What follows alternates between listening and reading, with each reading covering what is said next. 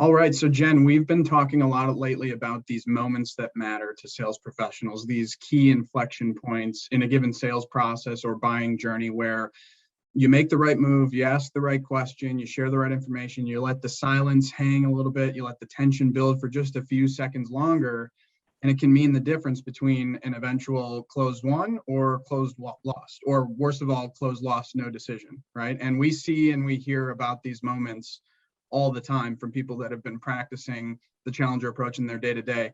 I came across this one on the screen though in a feedback survey the other day, and I said, this is it. This is what we're going to use to introduce this topic of the teaching opportunity. So let me read this really quickly. We were in the middle of a renewal cycle with a difficult client. It was clear that my contact wasn't going to mobilize other stakeholders. So I scheduled a checkpoint, not to try to push anything, but just to ask good questions and listen. And I uncovered the real barrier to our renewal was poor cross-functional communication. So I proposed a group meeting. We brought each department together and we showed the cost of discontinuing and the risk of removing a resource that their teams relied on. And the meeting not only helped them see the value of our service, but also how we could better enable cross-functional collaboration. Before this meeting, we were seen as a vendor. Now we're seen as a trusted partner. And this is from an account manager from one of our impact surveys coming out of one of our workshops. And it's that last line that I think makes the point here. Before this meeting, we were seen as a vendor. Now we're seen as a trusted partner. That's it. That's what we all need to be working towards, especially now in this environment. And I think that's the question that all of us on the line need to ask ourselves today. What do they call me, right? What do they call me, a vendor or a partner? What do my clients refer to me as? Are they simply saying, oh yeah, ABC company, they sell us software or lumber or bandages and dressings. They check in with me every now and then, and I call them when I need something or I have a specific technical question. Or are they saying, oh yeah, ABC company, they've made a huge impact on our business. They understand my business. They create value in every interaction I have with them. And I bring them in on strategic planning calls every year. They're always teaching us new things. Not really sure how we would have gotten through 2020 without them, honestly, right? That's the question we need to ask ourselves. So Jen, quickly before we get into some of the tactics that we're going to share today in this effort to become partners and not vendors to our clients and our customers, do you ever ask yourself this question? Is this something that you keep top of mind? And ultimately, what does this mindset enable you to do differently in your pursuits? Yeah, absolutely. I mean, I think we've all had situations with customers where, we know that they will call us when they have a question about our solution, and we can be experts in that domain.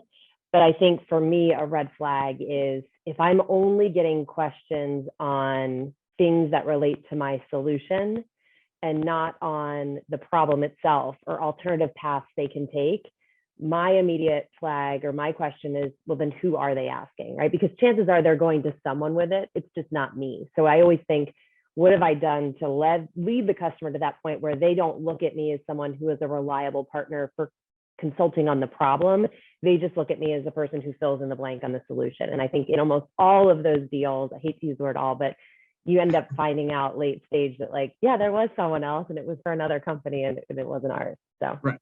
Well, somebody's going to educate them about their world. Somebody's going to bring an insight that's going to get them to think differently, and ultimately they're going to perceive the value in that. And it's either us or it's someone else. So let's get after it here. I think, if we're going to position ourselves as partners rather than vendors, we need to create opportunities to teach and then execute. And if you've been joining us the last couple sessions, you might know that one does not simply show up and teach, right? And if you woke up this morning and said, I really hope someone uses that Lord of the Rings meme from 2006 today, you're welcome. So sorry, just seemed perfect for this. But what I mean by this is, and what I'm trying to get across with this meme is, we cannot simply just show up and start educating our customers on all of the things they're doing wrong, right? All the mistakes they're making, all the blind spots they have. Not only do we need to do this all diplomatically, we also have to earn the right to do so. And there are steps we need to take before we can execute a teaching moment or execute a teaching opportunity. The good news is, if you've been joining us the past couple of months, you know what those are. So I'm going to flash back actually just a couple months ago to April. And this was an episode that Jen guest starred on at the time. This was called The Introduction. And this episode was basically John and Jen talking through, among other things, the importance of building credibility, both before the first call and during the first call. And you do this in order to earn the right to deliver that insight, to deliver that teaching opportunity when the opportunity arises. And we shared a number of tips on credibility building, among them smart, high gain questions that ultimately demonstrate the fact that you've put in the work, you've done your prep, you've conducted the research on their business. And the first one you see on the page here, I really like. Following a summary of your research findings, you're going to ask, this is everything I can learn without talking to you. So tell me what I've missed, what I've gotten wrong.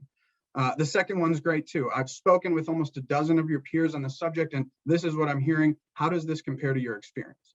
Basically, what we're getting at here in the introduction, before we earn the right to teach, is we've got to show our prospect or customer that we've done the work before getting on the phone.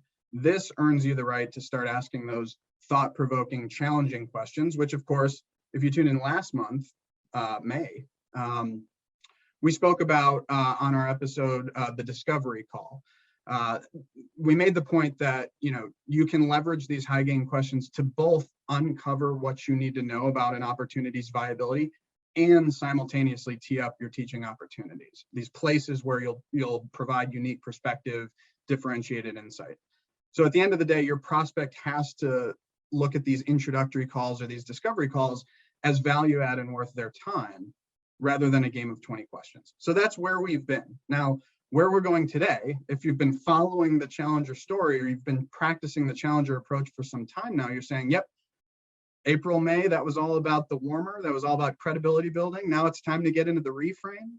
And, I think the title of this slide is appropriate, right? Stop me if you've seen this before, because I think we've shown this many times in this series. And if you've been around the Challenger space for a long time, you know this. It's the well-known commercial teaching choreography, right? And I think it's a helpful guide, reminder, tool, roadmap to deliver any conversation or series of conversations where your objective is to change the perspective of your audience, to pivot a buyer or a customer's direction in your favor for one reason or another.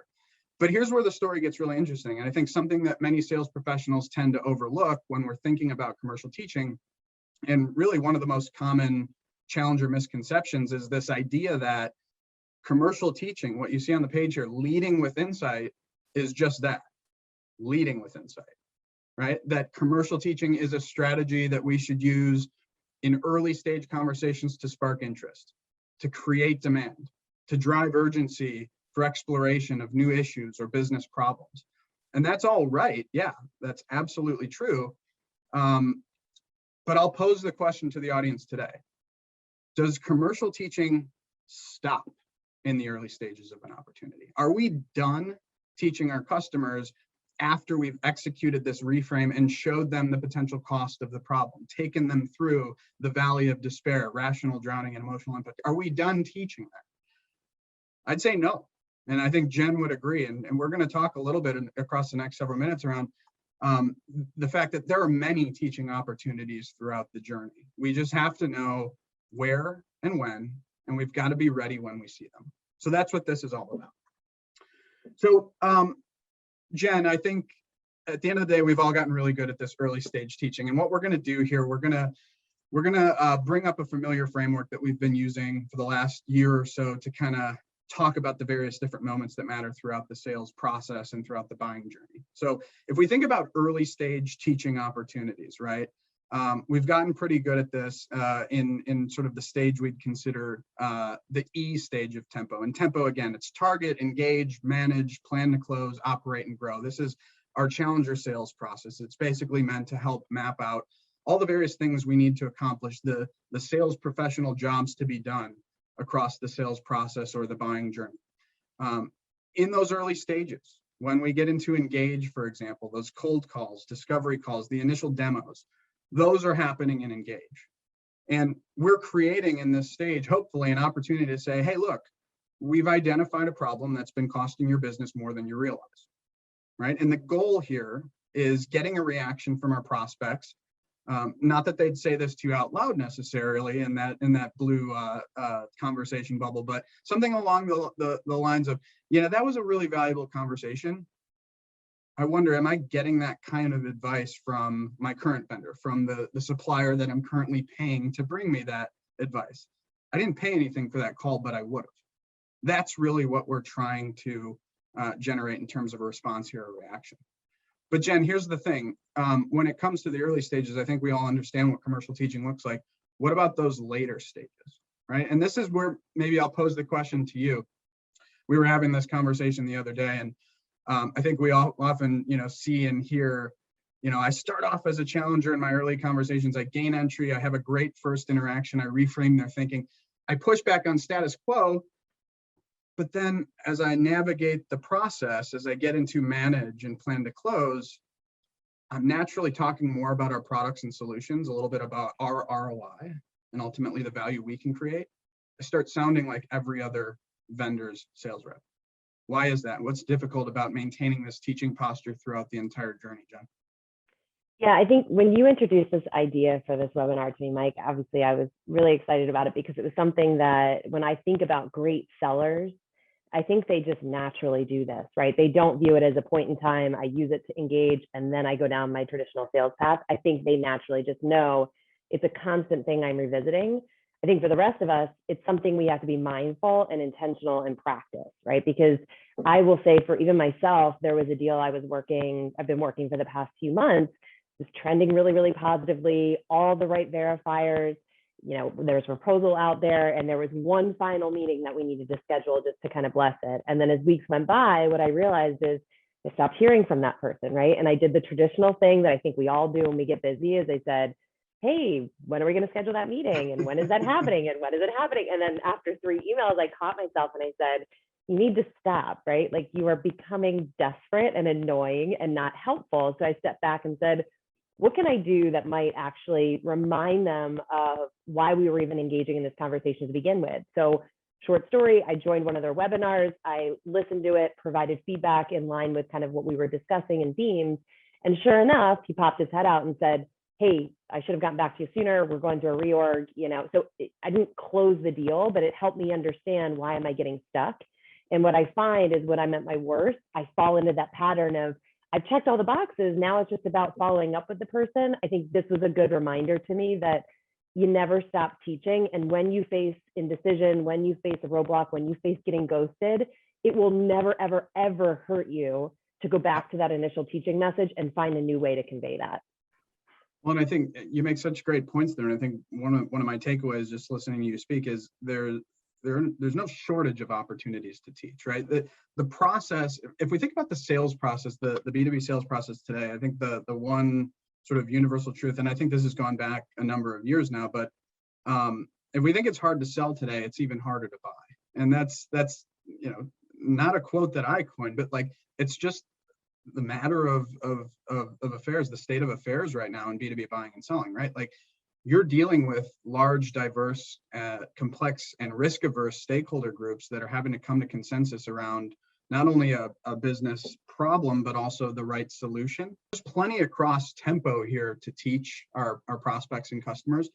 We've just got to look for them, right? We've got to look for the opportunities and execute when we see them. So that's what we're going to do today. Let's dig into the various different teaching opportunities or moments that we can ultimately leverage as teaching opportunities throughout the process. And we'll start, we just talked about this. At the end of the day, we're going to break up the framework here into stages.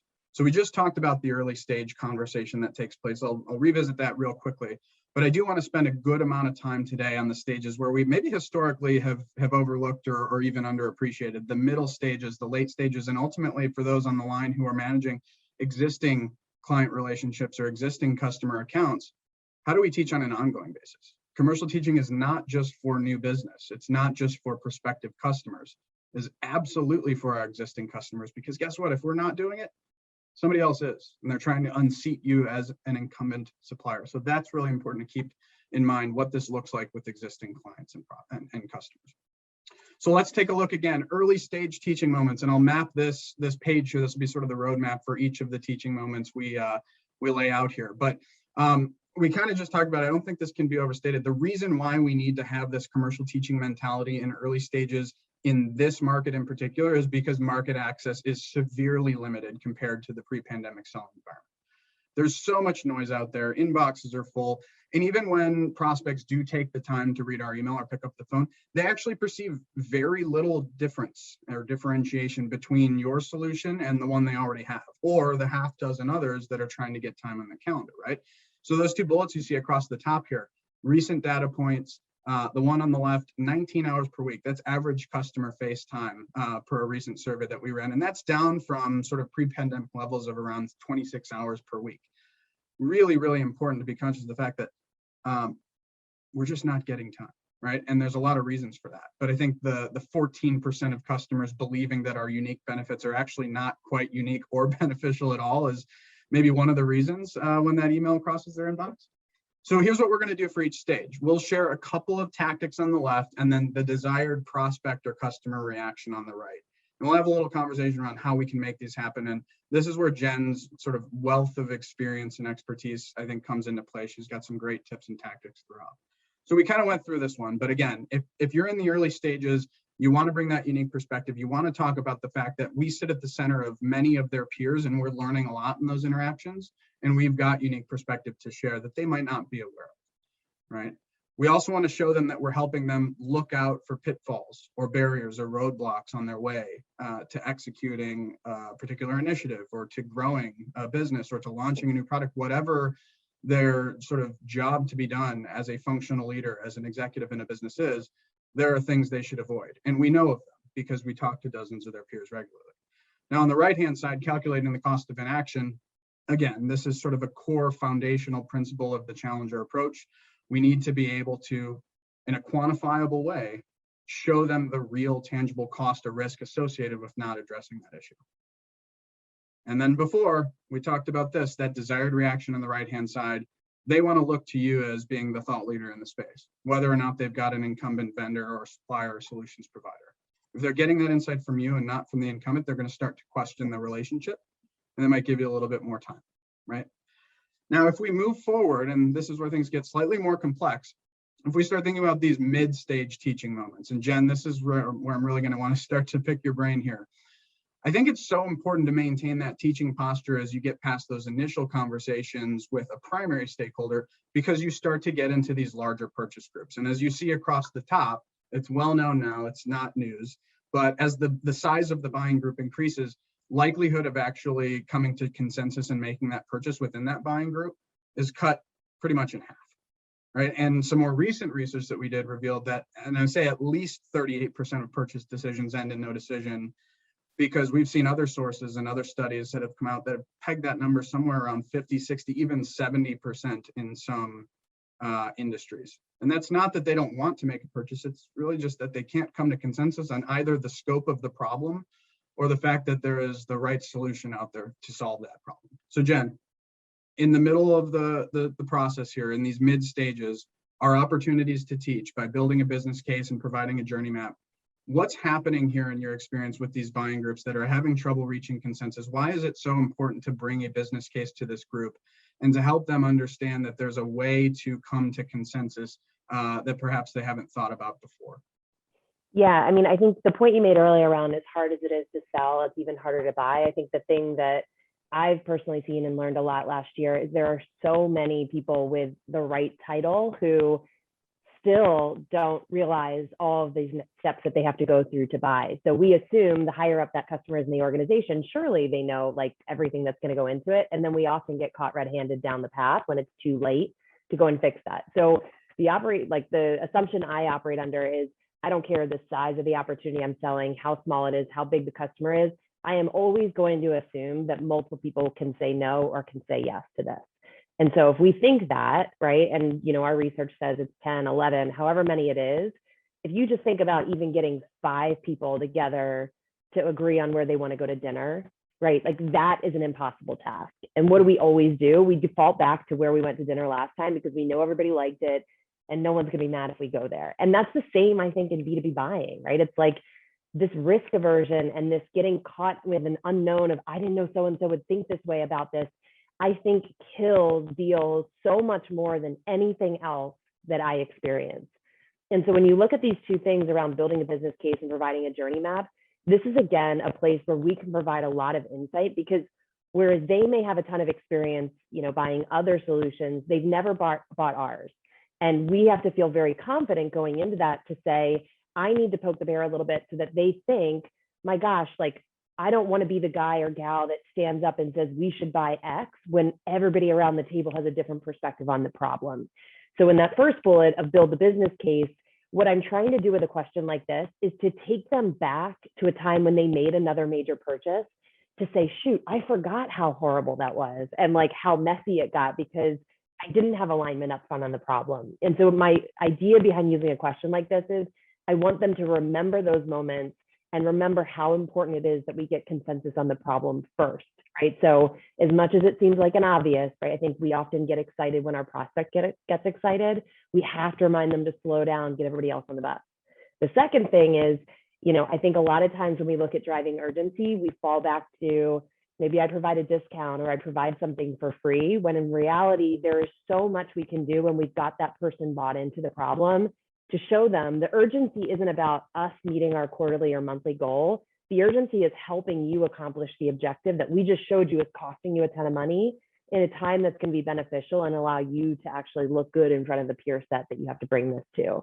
So educating them on, you probably have done this before, but just for safety's sake, this needs to happen. This is where people usually come in. I find that if someone objects to that, that's a signal to me that they're probably not either the right person or as bought in as I thought they may have been. When someone really wants to buy, they want the advice on where does this thing typically fall down. Well, and I think the desired reaction on the right there is perhaps a little counterintuitive, but like a great indicator or a verifier that we got this right is they start thinking of other people who should be involved. And now we want to manage that, right? Like we want to make sure because we're already at the point where we have multiple people involved in the mid stages, but when they start really understanding through that journey map or through that business case that other people are ultimately going to need to sign off and they start referring to them by name, that's a great sign that they understand the journey that's ahead of them and we've prescribed the right next steps. We've helped them understand where the pitfalls are going to come. Absolutely. So as we get into late stages, let's say we advance through the mid stages, we get into late stages here, the P in tempo, if you will. We'd categorize or characterize this stage as sometime after we've been notified that we're the supplier or the vendor or hopefully partner of choice. We've been selected and they're ready to move forward with us. Unfortunately, the work here is kind of just beginning in a sense. Here, we're feeling the urgency for teaching in late stages, I think primarily due to the fact that across the top of the page, procurement, purchasing, finance functions, like they've become heavily involved in pretty much all purchase decisions in a way that they weren't for many years pre-pandemic. So our recent research has found that $5,000, just $5,000 is actually the average purchase amount that triggers procurement involvement in a purchase process. And in fact, 30% of the companies we surveyed as part of this study, they involve procurement in every single purchase. And then what's more on the right, in our recent study on negotiations, we found that almost 2/3 of sellers aren't at all confident in their ability to get a good price for what they sell. In other words, procurement is winning, I guess is how I would sum this up, right? We're giving discounts, we're having a hard time defending the economic value of our solutions. So here are two tactics that we've seen work lately, and ultimately I'd love you to chime in on these, Jen, but we think about that cost of inaction that we use in early stages. How about the cost of delay, right? So similar to that cost of action where we're making a case for change in those early stages, we're bringing this back, but we're assigning a cost to each day, each week, each month that they're unnecessarily delaying purchase, whether that's through long drawn out negotiations that actually don't need to happen or red tape that you need to work through in an organization. Like there is a cost associated with that. Can you bring that in front of them? Can you put that in front of them and show them how much that cost of delay is actually costing the business? And then finally on the right, reinforcing the economic value of our solution. Right. So if we get procurement coming to us and reducing us to price, well, if you'd like to reduce price, we'd naturally need to reduce scope, which won't deliver the outcomes you're looking for, or the ROI we've already committed to you in our proposal. So that kind of throws it back on them and says, if you want to reduce price, we need to reduce scope. There will be no discount, right? And of course, the reaction here we're going for is something like this from your business stakeholders, right? We can't delay this any further. I need to push purchasing a bit harder. You're bringing that business case for change, that cost of inaction from the early stages, and you're pulling them to the later stages. And then finally, once you do have that customer over the line, ongoing teaching moments. I think the afterthought for many organizations and for many professional sellers, but really, really important here to be conscious of a couple things. One, we cannot take our customers through this highly valuable insight-led learning journey as part of the purchase process and then throw them over the fence to a CS or an AM function that's simply about consumption or utilization of a product or solution, right? We've got to continue to teach our customers throughout the entire life cycle, if for no other reason than what I said before. Your competitors are probably taking an insight-led approach to unseat you as an incumbent. So in order to stay in seat as the incumbent, to maintain or grow our relationships, it really does come back to a couple of familiar principles that you can see on the page here, but adapted to situations where the customer's already paying, right? So number one, before you can actually sell something new to them, you've got to lay out a vision for improvement based on the things you've done in the past. So that quote on the bottom left-hand side, as you're aware, we've been able to generate X ROI through key initiatives, but there may be an emerging issue that we've been observing in other client organizations that we'd like to help you avoid if possible. So that vision for improvement in their business based on the things you've already committed to. If you haven't driven value to that point, that's step number one. We can't teach in order to upsell, cross-sell, or reframe perspective moving forward. But that high gain questions to diagnose and reframe on the right there, I think this is really important. This allows you to go back to step number one, whether you're looking for an upsell or cross-sell opportunity, or just simply making a case for renewal. You first must ensure that you're doing diligent discovery and continuously asking those high gain questions to diagnose and reframe those perspectives when necessary, right? If you remember that quote we showed at the beginning, that account manager who had to dig in, really listen, diagnose, and uncover that opportunity to drive more collaboration. And by doing that and creating that group learning environment, they were able to make the case not only for renewal, but for sort of upgrade to strategic vendor, strategic partner tier of their vendor management system. That's really important. Identify a bottleneck, find ways to push through it, and deliver value along the way. But diagnosis and reframe through ongoing discovery is really important. And we're trying to get to what you see on the right-hand side, right? If your customer is bringing you into strategy sessions, to QBRs, exposing you to other senior leaders across the business who you don't work with on a day-to-day basis, really good tell, really good verifier or indicator that you're truly a partner and not just a vendor anymore. So before we wrap, I want to just share a quick, hopefully helpful thought exercise for everyone. In this quest to ensure that we're seen as partners rather than vendors, we'd recommend carving out a few minutes this week to do a quick gut check. So back to this partner or vendor question. And you can use this simple framework if helpful, but it's a good back of the envelope exercise regardless. Jot down your top 10 accounts or opportunities, depending on your role, whether you're going after new business or whether you're managing existing accounts. And without spending more than a few seconds, I want you just to think about and answer honestly, this company currently views me as a partner or a vendor. Circle which one it is. And if your answer is vendor, this is the gut check, all right? Go in and write down in that next column, to establish myself as a partner, I will come up with a little action plan. And then see if you can identify your next teaching opportunity. Whichever stage of tempo you're in with that opportunity or with that account, try to go through and find your next teaching opportunity, your next teaching moment that you can actually execute. Okay, so I think this is really good. Some of these may be easy. Some of them you may actually have an established value add partner designation. Great.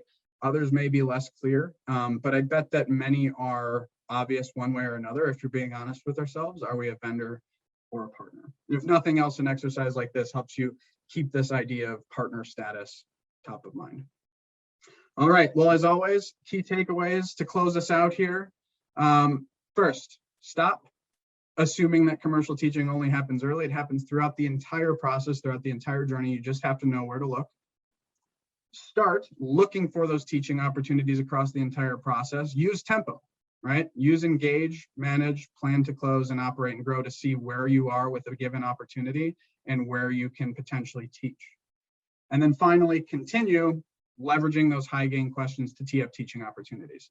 I think you might be noticing a theme this year, high gain questions, listening, asking great questions, diagnosis. Those are, many see them as fundamental foundational tactics and strategies. They really do unlock an incredible amount of value and opportunity for you to go in and teach and deliver unique insight. Now, before we wrap up, very quickly, a couple reminders. Resources available to Challenger Activation users. This episode is now available in its entirety on the Activation portal. You can access it at portal.challengerinc.com and click on the Winning the Challenger sale scrolling banner across the top of the screen. And then finally, next stop will be the territory plan. So July 8th, we're shifting gears a little bit. For those working on a calendar fiscal year, using July sort of as that opportunity to pause for a second, take a halftime breather and ask ourselves, hey, where am I halfway through the year? What does my account pool or opportunity pipeline look like right now? And most importantly, what do I need to do and ultimately prioritize in order to set myself up for success during the second half of the year? This is the episode for you. Even if it's not halftime for you, even if you're not on a calendar fiscal, this is a great reminder to take stock of your progress, reassess your strategy, take some of these tips and tactics to heart, and see if you can find some more teaching opportunity potentially with clients or prospects across the funnel. With that, let's take some questions. Jen, what do you think?